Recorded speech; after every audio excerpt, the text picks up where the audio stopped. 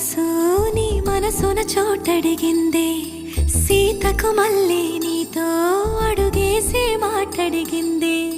నీకు నువ్వే గుండెలోనే అన్నదంతా విన్నాలే, అంతకన్నా ముందుగానే ఎందుకు అవునన్నాలే.